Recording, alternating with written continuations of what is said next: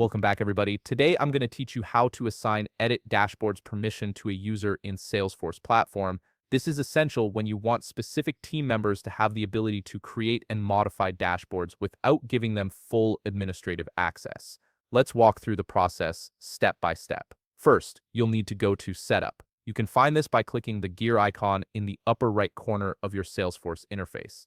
Setup is your control center for all administrative tasks and configurations in Salesforce, so becoming familiar with navigating it will serve you well. Once you're in Setup, look for the quick find box on the left side of the screen. Type permission sets into this search box and select it from the results. Permission sets are a powerful way to extend users' functional access without changing their profiles, making them perfect for granting specific capabilities like dashboard editing.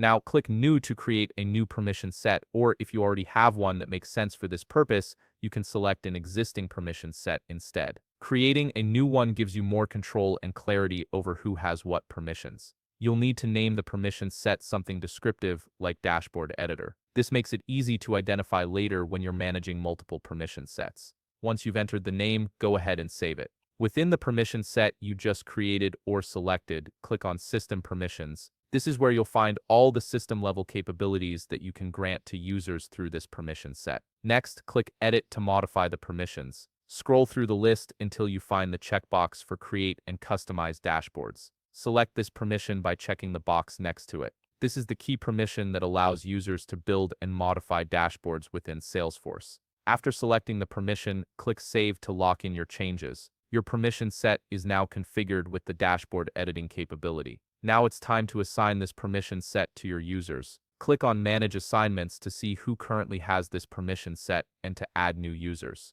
Click Add Assignments and you'll see a list of available users in your organization. Select the users you want to grant dashboard editing permissions to by checking the boxes next to their names. Once you've made your selections, click Next, then click Assign to confirm. Finally, confirm everything looks correct and finish the process by clicking Done. Your selected users now have the ability to create and edit dashboards in Salesforce. Keep in mind that while these users can now create and edit their own dashboards, editing dashboards created by other users may require additional permissions.